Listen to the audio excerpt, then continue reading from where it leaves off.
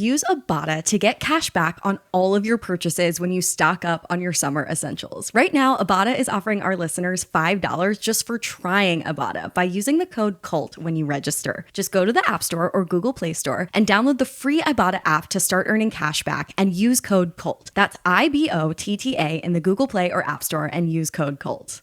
The Skims Soft Lounge collection offers loungewear that I can actually wear out of the house, and it is so soft. Shop the Skims Soft Lounge collection at skims.com, now available in sizes XXS to 4X. If you haven't yet, be sure to let them know I sent you. After you place your order, select Sounds Like a Cult in the survey and select our show in the drop-down menu that follows. Listen up, renters. Do you ever feel like you're stuck in this loop of rent payments, just watching your money vanish into thin air? That's where Built Rewards comes in. Earn points by paying rent right now when you go to joinbuilt.com/cult. That's joinbilt.com/cult. Make sure to use our URL so they know we sent you. Joinbuilt.com/cult to start earning points with your rent payments today. The views expressed on this episode, as with all episodes of Sounds Like a Cult, are solely host opinions and quoted allegations.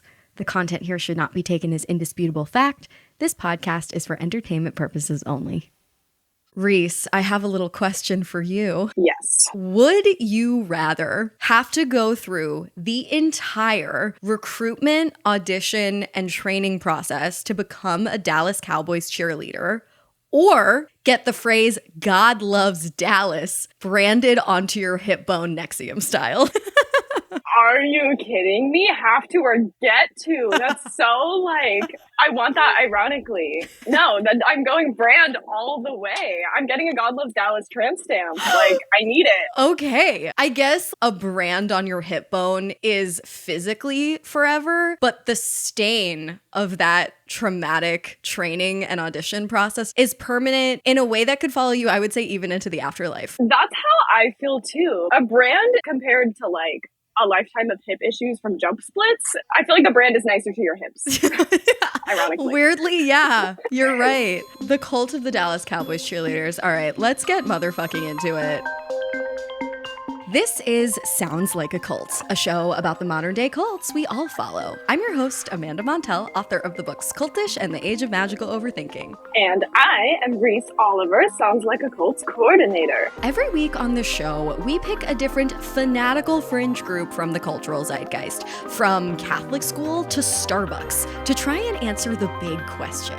This group sounds like a cult, but is it really?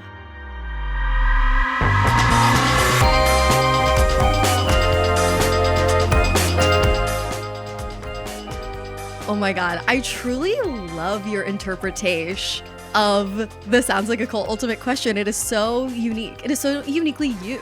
The trick is to genuinely ask yourself every time. I think it's the theater school in me kicking in where I'm like, no, ask the question. Acting is reacting. And if the group does sound like a cult, actually the real question we should be asking ourselves is, which of our cult categories does it fall into? A live your life, a watch your back, or a get the fuck out level cult? After all, cultish influence can show up even in places where you might not think to look these days.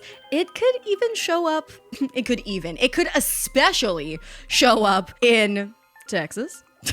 In a sports stadium. On your TV screens. On your TV screens. Look, today we're talking about the goddamn Dallas Cowboys cheerleaders. And I have to say, thus far in 2024, I have been recording Sounds Like a Cult episodes way in advance. So typically what you hear every week is something that was recorded months and months ago, which is necessary for organization, but not necessarily conducive to jumping on the zeitgeistiest cult a la mode, cult au courant. Why am I speaking French? But every time over the past couple weeks that I logged into the Sounds Like a Cult email account or checked our DMs, checked even my personal DMs, someone was begging me with the passion. Are you going to talk about the cheerleaders? Yeah. Are you going to talk about America's Sweethearts, the Netflix docuseries that just dropped about the cult of the Dallas Cowboys Cheerleaders, aka the DCC? And we hear you, culties, and here we are, jumping on the mic less than a week before this episode is supposed to go live, which is not our style. But here we are. Reese, when I approached you and was like, okay, we got to do it.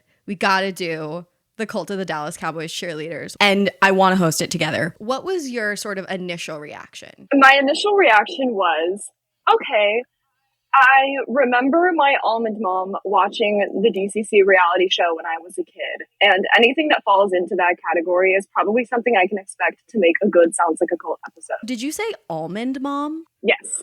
Are you unfamiliar with the term? I'm so sorry. Everyone listening, okay, so Reese is Sounds Like a Cult's once intern promoted to coordinator. She is like the bread and butter of this brand. And it's been so helpful to have you because you give me a cultural education due to the fact that you're 21. And like every time you say something to me, I mean, I actually do think you're the cleverest person in the world, but every time you like say a slang term to me that I don't know because I'm not on TikTok, I think you've invented it. And I like cackle laughing because I think Reese is truly the voice of her generation. Like you said, I had never heard the phrase like microdosing on XYZ. Like right now I'm microdosing on coastal grandma style because I'm wearing this floral silk shirt. I thought you invented that. And I was like, that's the funniest thing I've ever heard. But you didn't invent it. You just implemented it really well.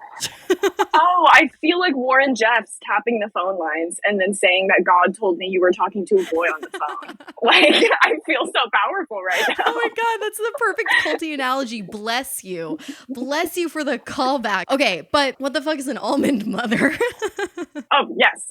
An almond mom is, I'm sure many of us born, I guess, just any time within the general heroin chic craze, probably had or knew an almond mom.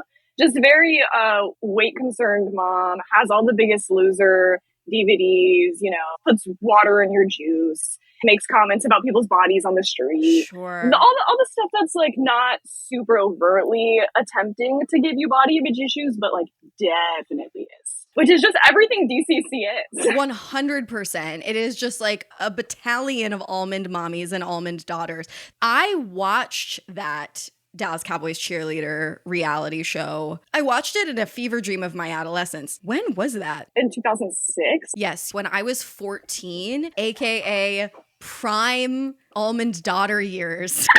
See? Yes, exactly. You're getting it. When I got all these requests to do this topic, I was like, I know. It's the perfect Sounds Like a Cult topic. I can already tell just from the Netflix poster. I was like, but we've already done the cult of cheerleading on Sounds Like a Cult. And I'm the first to admit that we went way too easy on it. I was just excited because the Netflix series Cheer had just premiered and we interviewed someone from Cheer on the show. And I was like, oh, this will just be a lighthearted episode. But we were too easy on the cult of cheerleading. I was like, that's behind us. We've already done the cult of sororities. What more is there really to say? Am I actually sick of the cults we all follow? And then the answer is invariably always no, because I was like, okay, you know what? The culties have spoken. We need to give them what they want. And I started watching the show. I mean, you and I immediately started texting feverishly about it because the truth of the matter is that I will never get sick of this shit. No, well, it's just something about all of these cults coming together. That's how I feel about MLMs too, is that they become something cultier than the sum of their cults. This is what all of the coaches say about the girls, is that there's an unspoken it quality to every DCC cheerleader. And I think that quality is just a predisposition to belong to multiple cults. It's so true. It's so true. Especially these contemporary cultish groups that surround just girly things. The ones that make the adolescent inside of us all want to be a part of it.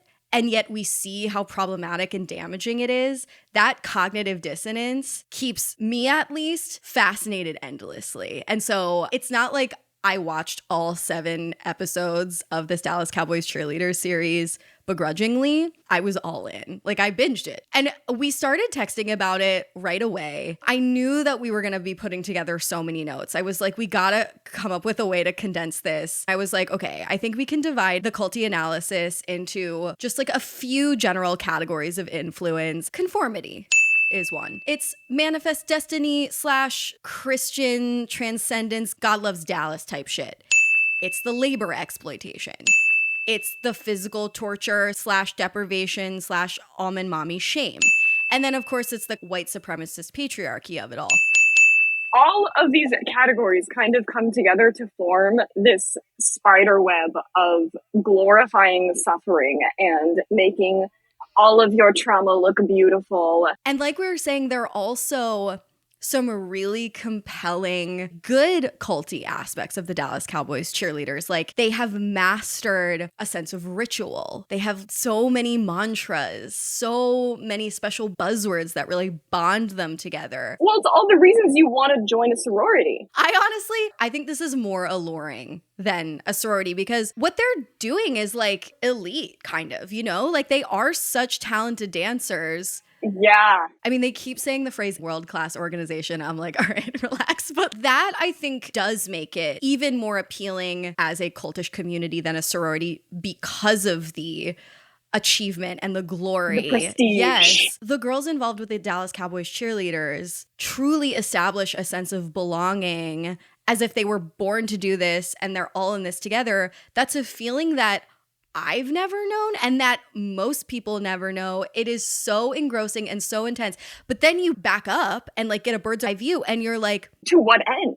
Yeah. It's so strange because their careers feel so all-consuming. For 5 years where you get paid essentially minimum wage to, I don't know, just be representative of everything that's wrong with society, but also a feminist icon because you're like obviously doing super badass shit. So like, what is it? Exactly. And like, this is why it's going to be so interesting to come to the verdict at the end of this episode, because I experienced this feeling, and I know that you did too because we were texting about it, where like within the course of one single scene watching this series, I would be like, Victoria, get the fuck out. This is destroying your self-esteem. You're in a cult, girlfriend, GTFO. And at the same time, I was rooting for her to stay. Like, I wanted her to hang up her uniform on the I'm coming back to audition. On the left, I was like, no, girl, you can prove I'm wrong. You can do, but like, why do their standards, even though I'm watching this objectively acknowledging that their standards are bullshit, but why do I still feel the need to adhere to them? Exactly. So then, like, as we continued to watch it, I realized you cannot just break down the cultish aspects of the Dallas Cowboys cheerleaders into 5 clean categories. There's also the sense of physical isolation. Yeah, you're moving to a state for a lot of these girls for something that like you could be cut at any moment. When what's-her-nuts from Weehawken dyed her hair and then immediately got cut. When Kelli from Weehawken went brunette. The exit cost, just like you're saying, where like, even if in the best case scenario, you're on the team for 5 years, you pour your entire sense of purpose into this role. It is pitched to you as the glory days of your life, your peak, and then you graduate and you're left feeling totally lost. Yes, no, you're like totally left to flounder. So the only real thing to do is to have a daughter and raise her to be a DCC or cheerleader 25 years later when it's 5 times harder than it was for you. Literally, yeah. It really does beg like a very deep and existential question about cults, which is like, we are meant for intense community. And in a way that is becoming harder and harder to access, at least in the United States. So like, if you get an opportunity to experience that, even for a short period of time, even under physical pain and incredible manipulation and exploitation and the rest, should you even decline? Or should you take that opportunity? Watching them all cry when the vets get cut just gave me this huge, like the same catharsis I felt watching Midsummer where all of those women are sobbing together. Yes. I got the same feeling where I'm like, now I'm having misgivings about judging these women for partaking in this because this is what they're wanting from it. 100%. Like, I was reading this Atlantic article about the Dallas Cowboys cheerleaders that mentioned that the most commonly heard phrase throughout the show is, I love you so much. Oh, I mean, it reminded me so much of the key interview that I did for Cultish about Jonestown, which was with this Jonestown survivor named Laura Johnston Cole, who's since passed away. She said that she did not regret her time in Jonestown, that those were like honestly some of the best days of her life, even after everything. And I'm just like, is that deranged, delusional optimism? Or like, okay, Jonestown's too extreme an example, but water down Jonestown like an almond mommy diluting juice? And do you get an experience that is still worth it, even though it's cultish in all these different ways? I don't know. I guess that's what this episode is all about finding out. Yeah, like I can watch these women and feel bad for them and admire them all I want. And they have felt a feeling that I will never feel, which is not only that sense of community, but also you are constantly being told that you are like an elite class of women. Yes. And yet they all seem so genuinely humble. Well, and some of that has to do with the conformity, the emotional manipulation, and the lack of ability to express one's full range of emotions, which is represented most extremely in the character of Reese, LOL, Reese with a C, not Reese like an S. Our sweet girly pop here, it sounds like Colt spells it with an S. Very different. Think Reese spelled with a C, C for Christ, because you can imagine that there's a lot of overlap between evangelical Christians, megachurch type Christians, and the Dallas Cowboys Cheerleaders, just because those organizations are very aligned in terms of standards for femininity and the like. But there's even a moment in the show when the two coaches, Kelli and Judy, are like, does she ever cry? Because Christian femininity doesn't let her. No. Okay, we got into it so fast. I feel like we gotta back the fuck up and introduce those listening to the cult of the Dallas Cowboys Cheerleaders, why this docuseries on Netflix right now called America's Sweethearts has us all in a goddamn chokehold, and be a little more surgical about what makes this a cult. Exposition time. The Dallas Cowboys Cheerleaders were technically established in 1961.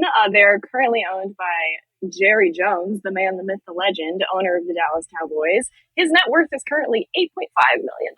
Wait, that's it? I'm actually going to double check that number live because we fact check here. It sounds like a cult. Yeah, we fact check live on the spot. 8.5 billion.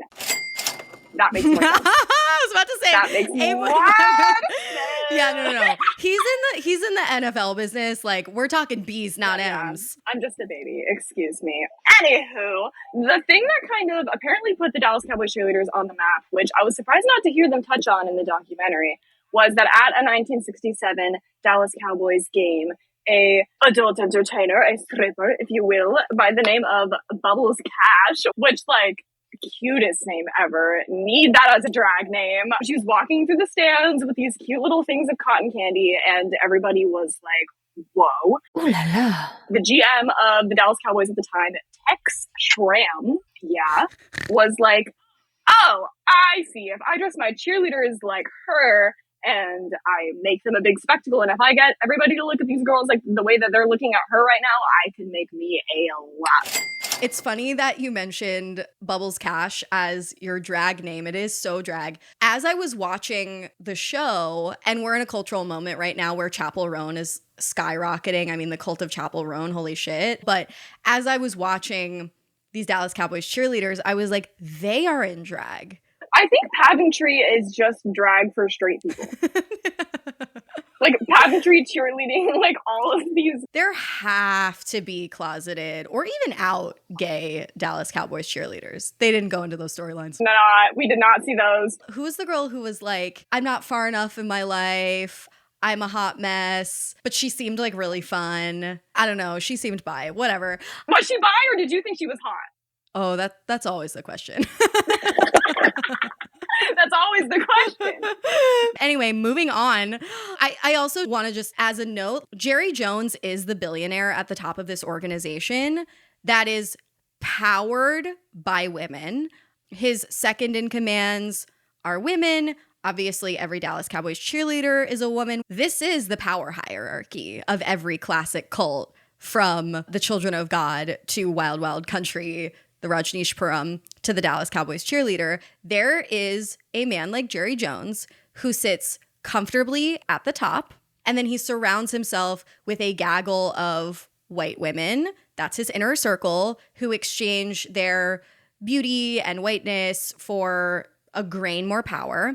And then there are the sort of worker bees at the bottom of this pyramid of power Jerry Jones is the wizard behind the curtain of this organization, but you barely see him at all in the documentary. They don't want you to think about Jerry. They don't want you to think about Jerry. They don't want you to think about the power that Jerry ultimately holds. And I think the reason why all of these women, even the coaches, Kelli and Judy, who we'll analyze shortly, I think one of the reasons why they probably do behave so sort of fascistically is because they have Jerry invisibly looming above their heads. And that is such a privilege to be able to wield your power behind closed doors like that, or to be able to be visible or invisible depending on what you desire. Yeah, if we're thinking about Jerry, we're thinking about the ethical implications of everything that happens under his control. And that's, especially when it comes to the Dallas Cowboys Cheerleaders, something people don't want to do. There was actually a lawsuit. One of the DCC girls, like semi-recently, was suing for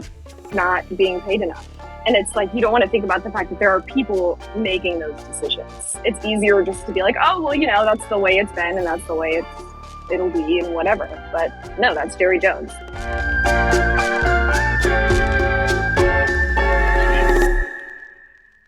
And now a quick word from our cult followed sponsors who make Sounds Like a Cult possible. It is summertime, which means sometimes a spendy time, aka time to earn cash back on every purchase when you use Ibotta. Ibotta is a free app that lets you earn cash back every time you shop. Earn on hundreds of items from groceries to beauty supplies, even toys. The average Ibotta user earns $256 per year. That is free money that could cover the cost of an entire shopping trip, that flight that you've been eyeing, or the fancy dinner you've been craving. With Ibotta, you earn cash back that you can withdraw to your bank account. To PayPal or to gift cards, you simply add offers in the app, upload your receipt, and voila, the money is yours. I love how many retailers Ibotta partners with, like Lowe's, Macy's, Sephora, hello, Best Buy, okay, podcasting equipment. Right now, Ibotta is offering our listeners $5 just for trying Ibotta by using the code CULT when you register. Just go to the App Store or Google Play Store and download the free Ibotta app to start earning cash back and use code CULT. That's IBOTTA in the Google Play or App Store and use code CULT. Okay, y'all already know that I'm in the cult of Skims, oopsie, and their soft lounge collection makes my new favorite loungewear. I am particularly obsessed with their soft lounge tank and their soft lounge fold over pant. They are so soft. It's loungewear that you can wear, obviously, if you work from home or you're just trying to lounge around looking chic. But these pieces are so cute that you can also wear them out. I live in Los Angeles where there's this like unspoken uniform of like what to wear to the grocery store or the farmer's market. I wear the soft lounge tank and fold over pant in the black color, and I'll just like throw a little jean jacket on top of it. The pants have a little flare at the bottom, so they're very now and they're very comfy. And I just really think if you're in the market for loungewear, give it a try. Shop the Skims Soft Lounge collection at skims.com. Now available in sizes XXS to 4X. If you haven't yet, be sure to let them know I sent you. After you place your order, select Sounds Like a Cult in the survey and select our show in the drop-down menu that follows. Okay, this is a message for my renters. I rent, and there's a lot of sort of conventional wisdom about how renting is bad. It's not a good investment. I'm not a financial scholar or an economist,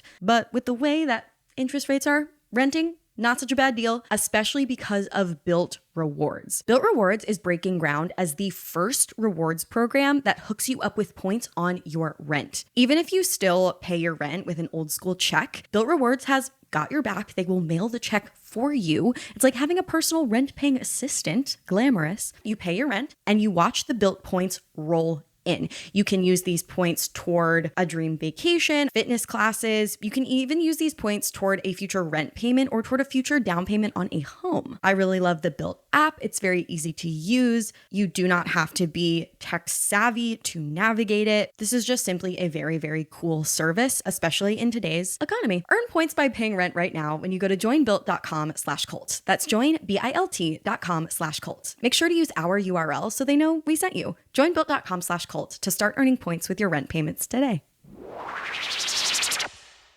Reese, give us some more fast facts, would ya? Okay, so 36 girls make the team every season, but 500 on average will send in video auditions for the first round. Throughout the process of auditions and training, they get cut notoriously at any point over this training process. And rookies and veterans alike audition, meaning both new and returning members. The Dallas Cowboys Cheerleaders, as the performers we know them to be today, were kind of assembled by a team of people. Choreographer Texie Waterman, we have Tex and Texie, love that, in 1972, who hand-selected and trained a whole bunch of new 18-plus cheerleaders. Prior to this, they were like some high school girls, but no more. Now they're all adults, so they can wear the sexy, sexy uniform designed by Paula Van Wagner. It is now in the Smithsonian, which is awesome. She also has a Nepo niece who was a DCC, which I thought is an extra fun fact. Her requirements were to make them sexy and Western, and the girls had to be able to move in them, and that is exactly what she did. This uniform is not to be underestimated in terms of the power that it holds. Like, this is the satanic robe of the DCC, and those with power use it as a tool of manipulation. One of the first culty things that I clocked while watching the series was that as a veteran, you have to give your uniform back every year, even though it was custom fitted to your body. It's a privilege, not a right. It's a privilege, not a right. As a symbol to show how disposable you are, how like you have to go through this liturgical and very stressful mind fuck and body fuck of a process every single year. There is just something so like deeply depersonalizing about that, which is a trend that I noticed throughout watching the show, is how analytical these women are of each other's appearances, which obviously is nothing new. We all do it. I do it. But like, I feel the brain rot goes so deep. It gets into the psyche of even the viewer. When I was putting on makeup this morning, I was like, I'm not putting on bottom mascara because there's a scene in the show. Because Victoria's looked messy. Yeah, because Victoria's looked too much. And that was in my head. The dehumanization aspect on the Dallas Cowboys Cheerleaders, while, as you mentioned, not unique, I think it creates a level of confusion because, not like to jump to the most extreme example, but there is a moment that is captured by the docuseries where one of the cheerleaders is inappropriately touched, assaulted by a photographer. The cheerleader immediately identifies it as inappropriate, approaches law enforcement, has them intervene. Ultimately, there was not enough evidence to press charges, but the photographer was banned from that particular stadium.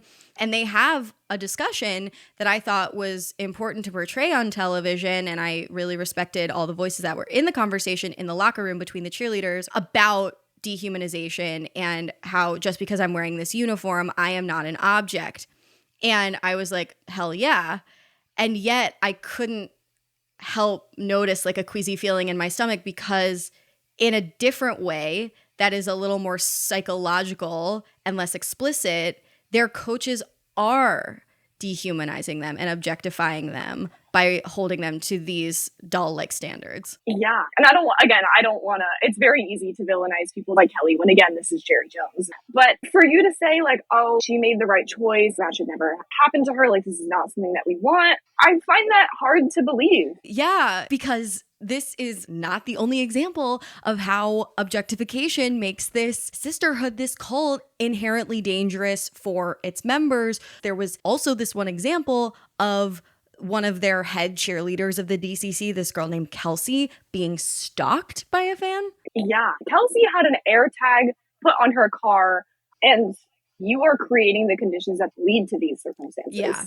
And what are you going to do the next day? You're going to wake up and you're going to tie another Kelli knot tighter. Exactly. That just reflects like the lack of protections that this organization has for their dancers from every angle. Let's finish summarizing some of the sort of like history and background of the Dallas Cowboys Cheerleaders. Then we'll identify some characters and further get into the culty analysis.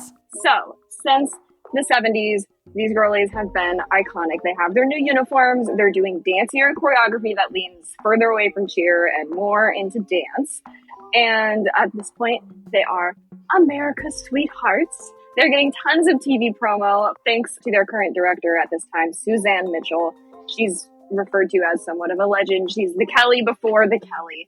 She basically skyrocketed these girls to TV stardom, having them appear in ABC and NBC specials. Since then, there has been documentaries ad nauseum, like the one that we are talking about today, and the iconic reality show DCC Making the Team that my very own Almond Mom watched. Yeah, it is interesting that I mean, I can't name a single other NFL cheerleading squad, but there were a lot of extremely ambitious, highly capitalistic, aesthetic-minded, PR-driven folks involved with this team that made it what it is today. We've been mentioning these names, Kelli and Judy, so far throughout this conversation. Can you identify exactly who they are within the Dallas Cowboys Cheerleaders? I can. So we'll begin with Kelli, I guess. Kelli Finglass, formerly known as Kelly McGonigal, I believe. She's related to Professor McGonagall? Lore drop, never seen her read Harry Potter. Oh, okay, cool. See, when you say lore drop, I think you made that up. No, lore drop is just fun fact about me. That's what Yeah. No, I get what it means, but like I've never heard it, and now I've come to understand that when you say something that I've never heard before, I see. You probably didn't invent it, but it feels better to think that you did. By no means. Yeah. Oh, okay. I will take it. So when I said we should give some fast facts about Dallas Cowboys Cheerleaders, I should have said give some lore drop. Okay, we're about to lore drop. Got it. This is so fun for me. Yes. Like, I love learning a new language. Okay, so who said our show's not educational? Who said that? We've got Kelli. She's the director. She's the flesh and blood of DCC. She kind of runs the whole shebang. She is also an ex-cheerleader, just like our next head honcho, Judy Trammell, also ex-DCC obvi, and she is the head choreographer of the current DCC squad. And then our last head honcho, who wasn't super present, she was more of just like a looming, scary lady in the back who makes business decisions, Miss Charlotte Anderson, DC Executive VP and Chief Brand Officer. She's terrifying. That's all I'll say about it. These ladies work together to maintain the first main ingredient of culty influence in the DCC, which is conformity. Reese, would you please tell us about the binder? So, throughout the course of America's Sweethearts, we are shown several times some little shots of this iconic DCC binder, which contains all of these answers that answer the question, what is a DCC? And here is what one of these pages of the binder says, if you pause to read it. What am I? I am a little thing with big meaning. I help everybody. I unlock doors, open hearts, do away with prejudices. I create friendship and goodwill. Everybody loves me. I cost nothing. I am pleasing to everyone. I am useful every moment of the day. And if that is not giving some Michelle Duggar meet transformed wife. It is. Like, that's the cultiest shit I have ever fucking heard. The fact that this document exists as a sort of 10 Commandments, Berg letters, whatever culty reference you want to make, the existence of this document is culty. It is so beyond a sort of like employee handbook. And it connects to something that I think makes this a cult more than anything else, is the way that it follows you outside of the stadium.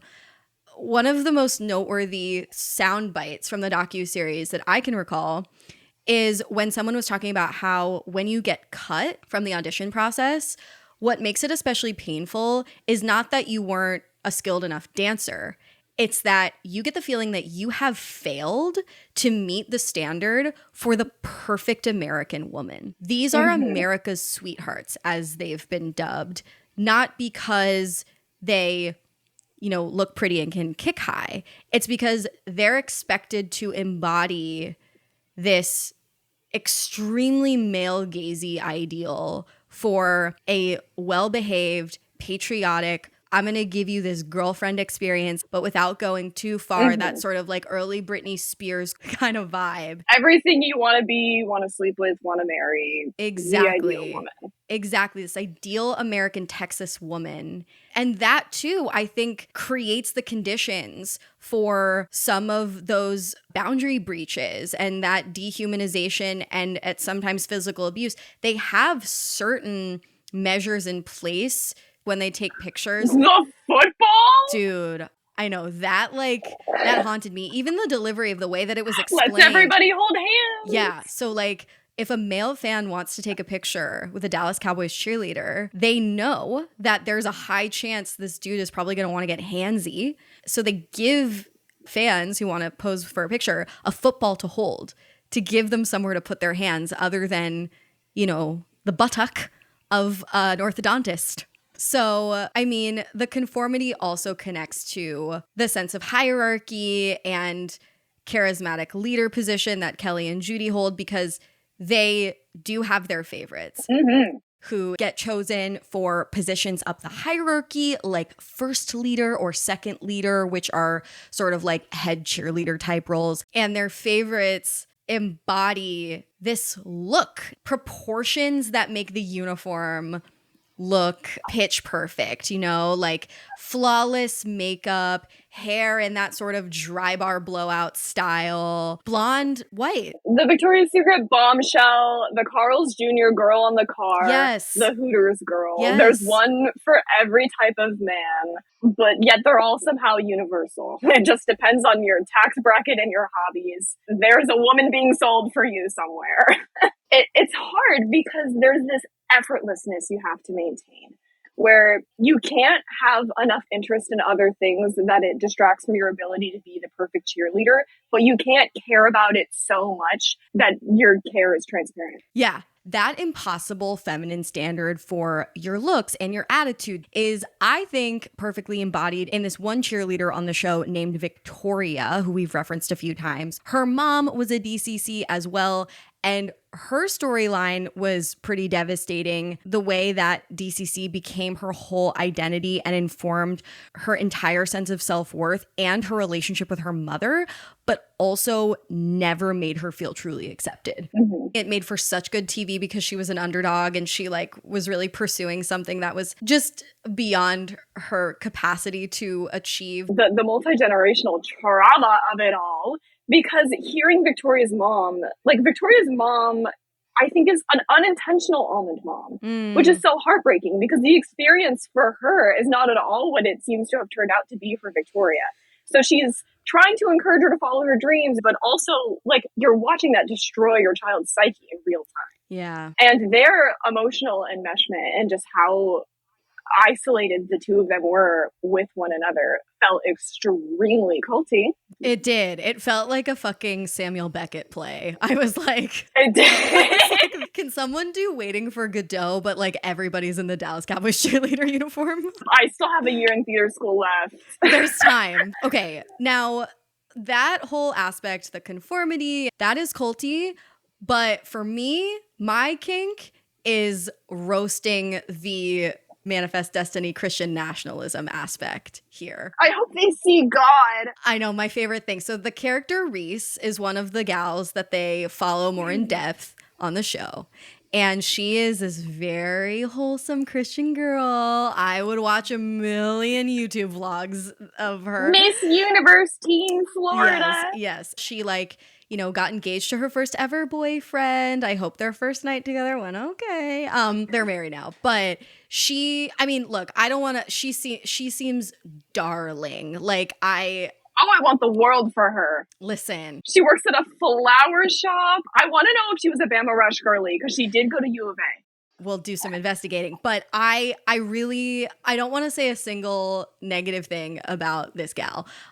However, one of the first things she says as she's introducing herself is, when I'm dancing, I do so for, my Heavenly Father, my creator. That's why I do this. And when I'm doing my moves, when I'm up there on stage, I hope that no one sees me. I hope they see him. And I'm like, babe, the way that you're dancing, so impressive. I mean, she's captivating. She's so talented. But I'm like, I ain't seeing Jesus, honey. They're looking at you. They are looking at you. And that's okay.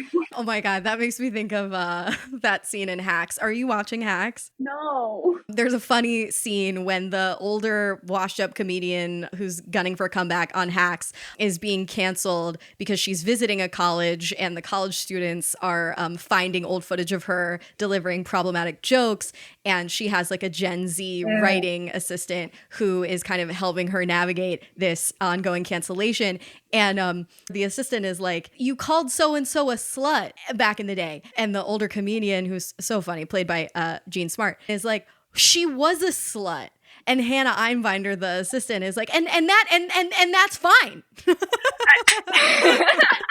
And that's how I feel about Reese. Like, my issue is not that you're being slutty. My issue is that, ironically enough, you're not saying it with your chest. All that chest and you're not using it. Yeah. And, like, something that was so clear to me about Reese, and something that The Atlantic also pointed out. I'm just going to read the quote directly from The Atlantic because I think they put it so well. Caitlin Dickerson wrote this amazing write-up on America's Sweethearts for The Atlantic called I Am Pleasing to Everyone, which is a lovely little quote from that page that we read earlier.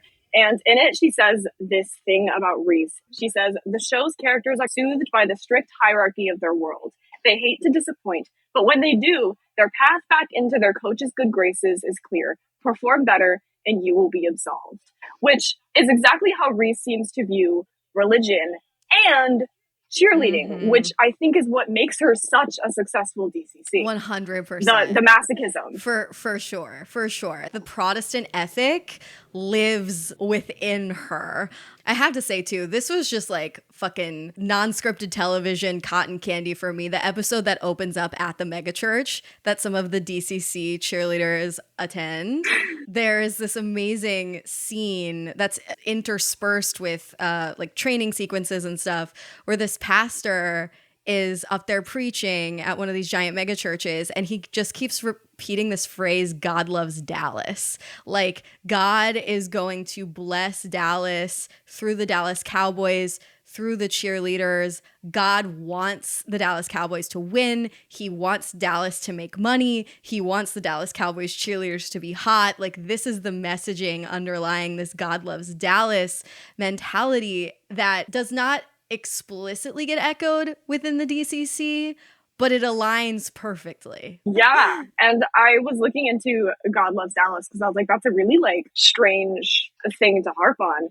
And there is a God Loves every city now, it seems. Sure. If you go to their website, it does like the branding thing where it cycles through them all and it originates with Dallas. And that just made me think about all of these women coming from not only all over the country, but at this point all over the world to participate in the DCC, which is so interesting to me because they are so emblematic of white Southern American culture. Yes. So I find it so fascinating that it is that glittery of a cult that people who had known nothing about this lifestyle are like, I want to be symbolic of this culture. Yeah, the whole Dallas Cowboys cheerleader thing is giving like Holy Land. Come pilgrimage to the Holy Land and you will become a disciple of this place that God loves. He will dance through you. I guess that's the logic that plays out. For 5 years and then good luck. Yeah, and then fuck you. And then like God hates you because you're old.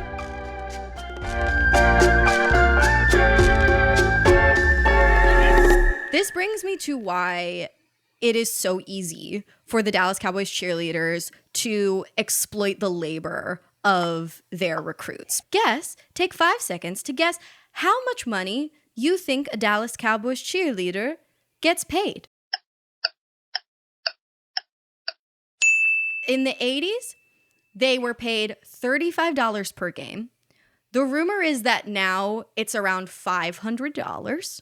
It's just $500 a game. They don't get paid for any of the training, no nothing. Training, practices, banquets, charity work. They don't get a stipend for the maintenance of their appearance. Most of these folks are working full time. Again, all of that is flattened and erased once they get to the Dallas Cowboys cheerleader arena, which in a way, I can see how that is its own kind of allure. Like, you have to deal with it's freeing, honestly. You just get to be this doll. I want to cite that quote that one of the higher ups at DCC said about how they can justify the cheerleaders being paid next to nothing. You know, there's a lot of cynicism around pay for NFL cheerleaders, and as it should be. They're not paid a lot. But the facts are is that they actually don't come here for the money. They come here for something that's actually bigger than that to them. They have a passion for dance. There are not a lot of opportunities in the field of dance to get to perform at an elite level. It is about being a part of something bigger than themselves. It is about a sisterhood that they were able to form, about relationships that they have for the rest of their life. They have a chance to feel like they're valued, that they're special, and that they are making a difference. When the women come here, they find their passion and they find their purpose.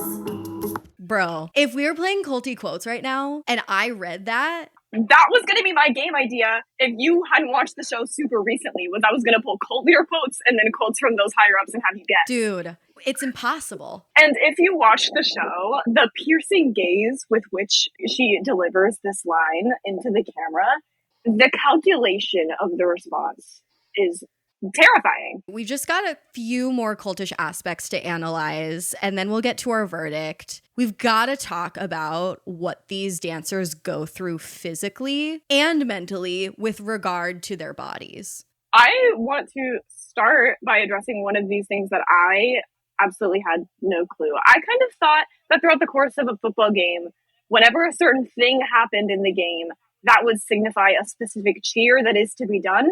And I think that is how it works in a lot of the cheerleading world. But in the world of the Dallas Cowboys cheerleaders, the football things happen. The little football DJ man plays a song. The first leader will, off the top of her head, go through her roster of 50 or so memorized routines to find one that matches the pace of the song. Oh my God. Begin performing it. And within seconds, the other girls need to clue in and begin with her so it looks unled. Their performances are essentially improv, which is insanity. It's like a murder of crows flying south for the winter. Exactly. It's like, we're going. Oh my God. I didn't even know that. That is a lore drop right there. Take a shot. The liver failure. Anyway. Additionally, there are also the jump splits, which we talked about. If you don't know what we're referring to, they jump in the air all in unison with their arms all around each other after that glorious little kick line we all love so much. And they land on the ground all in the splits, which, as you might imagine, is absolutely terrible for your hips, results in so many injuries, which of course they're not going to pay for your medical care for. One former DCC girlie said that she had 12 orthopedic surgeries in 6 years, and she attributes most of that to the jump splits, which are like a trademark move. You can't get rid of them. Yeah, there was one gal in the show who was retired DCC. The word retired conjures the image of like a 75-year-old. No, she's like 26. And she's been bedridden for the past 2 years because of the number of surgeries that she's had to get due to her cheerleading career. She's like admits throughout the course of the series that she feels like her anxiety is terrible, that she's without purpose. Now that she's not a cheerleader anymore, she doesn't know who she is, and she's bedridden. Like, these are the exit costs. She can't find a new life. She has to stay in bed like the fucking grandparents in Charlie and the Chocolate Factory. And not to mention, the last point we'll make about the sort of physical torture and shame is just the sort of eating disorder coded language that is used. The coaches demand a very, very specific body type, but they also don't want you to starve yourself in order to achieve it. They want you to quote unquote fuel yourself. They want you to be getting enough quote unquote intake so that you have enough stamina. When really they're basically saying, be perfect, figure it out. Don't faint. I know we told you to lose weight last year, but now your routines look sloppy, so eat a granola bar. Yeah, I mean, it haunted the character. She's a real person. Here I am dehumanizing her, but like the cultiest Freudian slip of the century. I know, like that's the thing is that like, and that's the cult of reality TV is that, you know, yes, inherently when you make a production like this, you are reducing someone's humanity. Anyway, yes, the character Victoria, the real person Victoria, is kind of like fucked for life because of the critiques of her body levied by Kelli. And I see so much of myself in her, just so much of like the constant need to people please. I very much related to, as I'm sure very many of us watching did. Obviously, I think she still would have endured a lot of the issues that she had undergone as a Dallas Cowboys cheerleader without the reality TV aspect added onto it. But when she says things like that, she often goes back and watches the clip of her in 2018 getting cut from training, which she says is like one of the most traumatic moments of her life. And she goes back and rewatches it frequently to relive it, which in my opinion is a form of self-harm. 100%. Like what a different place would she be in if all of the worst moments of her life weren't televised? And I think this is inherent to the Dallas Cowboys cheerleaders ever since they started making PR a priority for them. They don't let their recruits, their veterans, whatever, escape their Dallas Cowboys cheerleaders persona. Like they are captured forever as almost like ghosts haunting them. And like, even if you had a really, really rough time, the way that Victoria seems to be having a rough time, they will convince you, no, these were your glory days. These are the best days of your life. Like they will be constantly revising your pain in real time. And then your own nostalgia for that period will revise it even further, such that the reputation for the Dallas Cowboys cheerleaders is so squeaky clean, even though like it's such a fucking cult. And that's one of the ways that Victoria, like one of the final things she says to kind of justify her decision not to return, which I think was absolutely the right decision for her. And I'm so proud of her. But she says the world already, when they think of Victoria, thinks of DCC. I'm already, in the eyes of the public, a Dallas Cowboys cheerleader. And she implies that that's kind of enough for her. It breaks my heart to think of someone being so motivated in their choices by what the public thinks of them. Relatable. Okay, let's talk about one more aspect that I thought was so important to include in this discussion, which is just like the freaking white supremacist patriarchal cult that looms large over this. I mean, my first impression when I started watching this docuseries on Netflix was that I felt like it was from a different decade. Like I felt like I was looking back in time. It feels very early 2000s trash TV. It does. And so much of that has to do with the sort of shameless default whiteness that exists in the organization. Ooh, like I got the heebie-jeebies during that scene when they were handing out free Dallas Cowboy cheerleaders Barbies. The Barbies? And they were all of the auditionees, and they were all white. Yeah, Anisha goes up to grab one, and they're like, which one do you want? And she goes, the brunette one. Yeah, she's like, I guess I'll take a brunette girl. I'm like, oh my God. My heart broke. Like, ay. And then... like, that's embarrassing for you as an organization that has billions of dollars. Ugh, it's so shameless. Yeah, and just watching the first two recruits to training camp get cut, and they're both women of color, and there are already so few women of color who've been elevated to that next step in the process. Like it was hard to watch. I was looking at the Dallas Cowboys Cheerleaders website, and I noticed the amount of veterans and rookies alike of color that just got like, I was like, oh, don't remember. Like, she didn't get very much screen time. I don't think she was ever referred to by name. And there are so many girls like that. There were so many like B-roll clips where I'm like, oh, who's that? Yeah. Never seen that before. There are many organizations in this country that lack inclusiveness, that lack diversity. It is the inability to question it or to approach your leaders with any sense of transparency or vulnerability, like, hey, this isn't okay.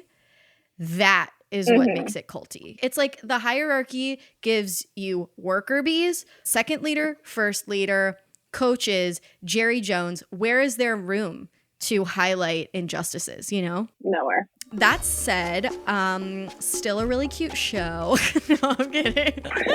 That said, go watch it if you want to feel a lot of mixed emotions. Yeah, I understand why we got 4 bajillion requests to do it, because this shit is canonical. Sounds like a cult.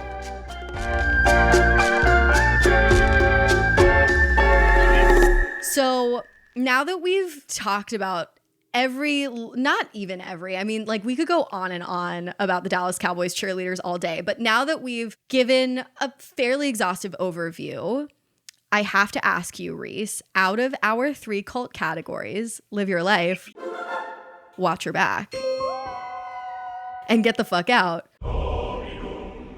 which cult category do you think the Dallas Cowboys cheerleaders falls into? I kind of think it's a get the fuck out.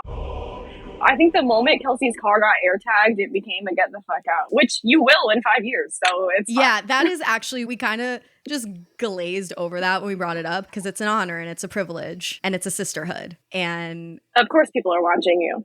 That's what you wanted. Oh, I was like so ready to call it a watch your back. I don't think it's the watch your back if your hips don't work. Okay, like, right. I can't. Yeah, okay, but then it's maybe a watch your hips. No, if you have to do those jump squats and they're wrecking people's bodies, but they love it. Do they love it? Does Victoria actually love it? Do you think she actually loves it? No, she just relies on it. I think she thinks she loves it. She has Stockholm syndrome is what she has. I think they love that it makes them feel like successful women. Yeah, fuck. Can't blame them. Can't blame them. Look at this plot twist. I feel like I'm normally you. In my sensationalism, I'm normally the one being like, no, it's a get the fuck with the out. red yarn and the bulletin literally, board. But like, maybe it's just me in my old age. I think, lore drop, it's because I was a cheerleader for like 2-3 years. Way to bury the fucking lead. What in the world? Wait, I can see it. Not seriously, I was like a child and it was for like the city, but I don't know. Things were said to children that should not be said to children. No, here I go again. I admitted it at the top of the episode. I was too easy on cheerleading the first time.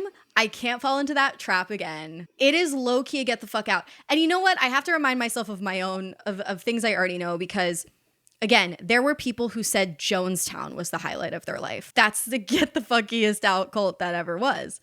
So yeah, just because you had a good time doesn't mean it didn't also ruin you for life. Can I still let women enjoy things if those things are hurting women? That's what I know. We were texting about it. I'm like, it is so hard to be a girl's girl and a pawn of the patriarchy at the same time. Girl, it's so confusing sometimes to be a girl. It is. It really fucking is. Reese, thank you so much for joining me for another episode. Y'all, stick around because Reese is going to be joining for more episodes later. Get excited. It's so nice to be able to have a conversation with someone instead of just talking to myself.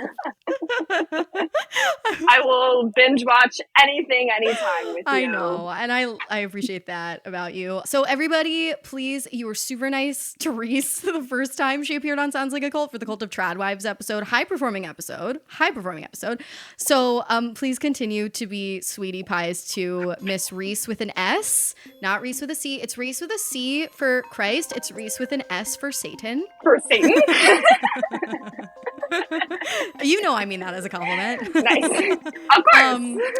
And wait, Reese, drop your IG handle. My IG handle is Reesearoni. That's ReeSaroni, 2 eyes. Okay, 2 eyes are better than 1. Keep both eyes open. That is our show. Thank you so much for listening. Stick around for a new cult next week. And in the meantime, remember to stay culty, but not too culty.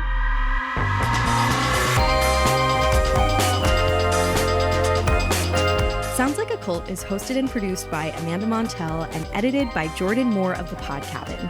Our theme music is by Casey Kolb. This episode was made with production help from Katie Epperson and Reese Oliver. Thank you as well to our partner, All Things Comedy. And if you like the show, please feel free to check out my books, Word Slut, A Feminist Guide to Taking Back the English Language, Cultish, The Language of Fanaticism, and The Age of Magical Overthinking, Notes on Modern Irrationality. If you're a fan of Sounds Like a Cult, I would really appreciate it if you'd leave a rating and review on Apple Podcasts.